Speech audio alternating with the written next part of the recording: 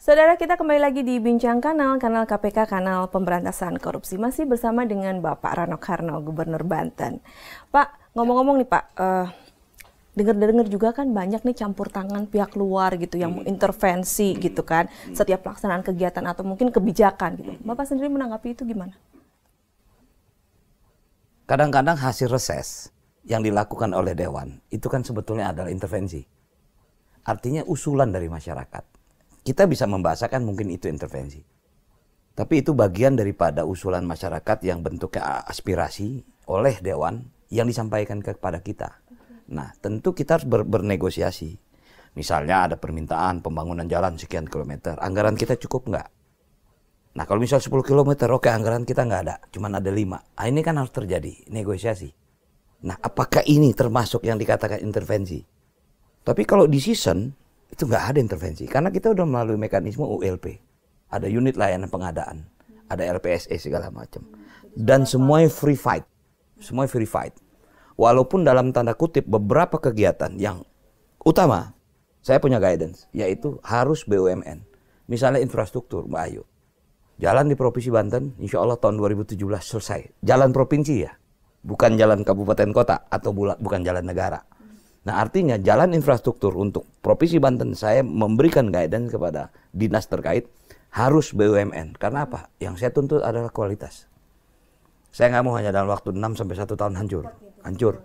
Artinya betul-betul kuat. Nah, beberapa waktu lalu kan Bapak juga ada tuh agenda penandatanganan keputusan gubernur tentang program pemberantasan korupsi terintegrasi. Betul. Itu bisa dijelaskan. Oke. Artinya dengan kejadian yang menimpa Provinsi Banten, kita harus punya guidance. Ya. Dari mana kita harus mulai? Tapi prinsipnya semua masyarakat, semua kedinasan ingin mulai sesuatu yang baik.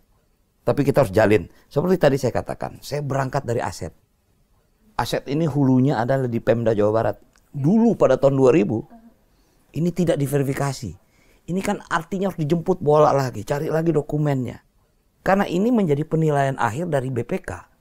Banten 2 kali disclaimer loh. Selain masalah hukum yang terjadi, dokumen-dokumen kami misal ditahan oleh KPK segala macam yang kemudian BPK juga tidak bisa memberikan opini karena nggak ada dokumennya. Pasti disclaimer. Tapi juga masalah aset ini bagian dari itu. Tapi kita sedang berusaha nih. Nah, itulah makanya kami mengundang KPK masuk di Banten untuk memberikan koordinasi, supervisi. Ini loh permasalahan kami. Mana harus kami mulai? Oke, betul. Karena itu jadi PR besar itu sangat sekali besar ya Banten, buat Banten gitu iya. loh. Jangan dilihat sekarang gitu loh. Banten punya harapan yang masa depan. Yang sekarang ini udah pengalaman lah, bungkus. Simpen, tanam sudah. Tapi untuk depan seperti apa? Ini kan harus dimulai. Makanya saya bercanda bilang, kalau ini tidak dimulai, 7 gubernur pun gak akan pernah selesai menyelesaikan masalah Banten ini. Artinya, dengan kenyataan dan keterbukaan kita, ini loh permasalahan yang ada. Yuk kita sama-sama ini. Anda nggak bisa bilang, loh kok dulu bisa sekarang nggak bisa. Dulu nggak boleh. Tapi kenapa dilakukan? Artinya seperti inilah. Nah, inilah bagian yang harus kita berikan terus pemahaman kepada masyarakat. Tapi masyarakat Banten juga sudah tahu. Infrastruktur kita walaupun terlambat. Mulai. Mbak Ayu bisa bayangkan 1,5 tahun saya tidak bisa bergerak. Karena waktu itu ya maaf. Gubernur masih ada masalah, status saya masih PLT. Saya dilantik jadi gubernur tanggal 12 Agustus 2015. Tinggal sisa waktu 17 bulan. Apa yang bisa saya lakukan? Bukan sembunyi, tapi arti tentu terlambat. Tapi daripada tidak sama sekali, do something gitu loh. Tapi ngomong-ngomong apa aja yang dilakukan oleh satuan tugas ini dan artinya kita sudah ya? dapat guidance tentang misal selalu pengelolaan APBD. Ya, pengelolaan APBD harus jelas. Kemudian pengadaan barang dan jasa harus dilakukan dengan ya badan bukan independen, ada ULP, tapi ULP ini harus dibentuknya bisa menjadi badan atau UPT.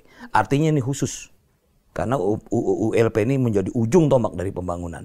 Kemudian optimalisasi pendapatan. Let's say Banten ini besar, 12 juta orang loh, Mbak Ayu, tapi APBD-nya cuma 9 triliun. Mbak Ayu bisa bayangkan dibanding Jawa Barat sebagai wilayah penyangga. Jawa Barat sudah 40-an triliun. DKI jangan bicara. Ini agak unik Banten ini. Sementara 13.000 industri ada di Banten. semua bayar pajaknya di Jakarta. Karena kantor pusatnya di Jakarta. Nah ini kan saya harus punya kebijakan. Harus ada regulasi tentang ini. Kalau nggak bagaimana bisa mengejar pembangunan. Walaupun terlambat. Selamat datang di Bandara Soekarno-Hatta, Tangerang, Banten. Sekarang sudah disebut. Itu puluhan tahun dulu masyarakat Banten mengharapkan itu ya. Walaupun itu hanya penyebutan, walaupun belum ada apa-apa. Tapi saya yakin satu saat pun kita akan dapat pajak dari itu. Untuk apa? Untuk bangun Banten. Nah artinya itu bagian dari optimalisasi pendapatan yang juga diarahkan dari KPK. Makanya saya menyatakan, ini loh, pabrik di Banten ini semua kantor di Jakarta. Loh, kamu kan bisa bikin regulasi. Pabrik sini harus punya perusahaan MPWP di sini. Nah ini kan memerlukan waktu lagi, saya bilang. Sementara ini kan, waduh, setiap hari kan bekerja. Kemudian selanjutnya perizinan satu pintu. Kita sudah lakukan itu. Saya sebagai gubernur, tidak satupun perizinan saya tanda tangan. Karena saya sudah mendelegasikan kepada dinas terkait. Karena itu adalah peraturan undang-undang. Gubernur tidak mengurusin izin, semua diserahkan ke BKPMPT, Badan Satu Pintu. Artinya udah kita lakukan itu. Kemudian manajemen SDM. Betul, nggak bisa ditutup mata, SDM ini di Banten ini bukannya kurang, tapi populasinya memang sangat sedikit. Kalau dilihat dari populasi, harusnya Banten ini punya SDM hampir 7.000. Kita baru punya 4.000. Tapi yang menarik, 6.000-nya adalah tenaga kerja lepas, bukan PNS.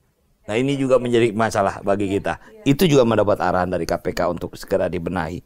Kemudian yang terakhir ya pengawasan dan pengendalian internal. Itu saya katakan tadi. Bahwa saya juga agak terkejut masuk di sebuah, bukan perusahaan, tapi sebuah institusi yang tidak ada SOP. Saya punya bayangan, ya masuk ke ruangan ini pasti ada SOP. Anda ambil buku, pulangin di mana, harus daftar itu sudah ada. Ini tidak ada gitu kan, walaupun tidak semua. Nah ini kan harus dibenahi. Luar biasa, sangat luar biasa. Tantangan besar untuk betul. Si Bang Dul ini ya. Tapi insya Allah bisa. Oke, semakin menarik nih. Di segmen ketiga nanti kita akan lebih gali lagi mengenai peran masyarakat dan tentunya transparansi ya. Untuk Anda jangan kemana-mana, tetap di Bincang Kanal KPK, kanal pemberantasan korupsi.